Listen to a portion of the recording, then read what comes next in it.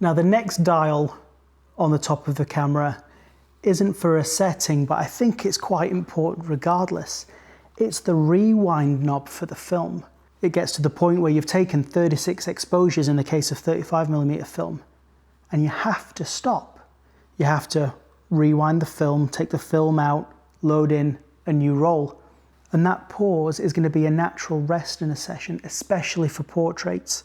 The sitter's going to get tired, distracted, and it's always good to have a little pause so that you can reset, have a chat, talk about something else before you get back into it. With digital photography, you could have your finger on the shutter button for 2 hours straight without any breaks whatsoever. As a photographer, you're excited to get those pictures made, but the person in front of the camera might be tired. It's important to have those little pauses to keep everyone refreshed, keep them going to the end of the session. I try and bring that lesson from the film camera to the digital one. Every 36 or 50 images, we'll have a little pause, a little rest, so that everyone can be refreshed, and then we'll push through.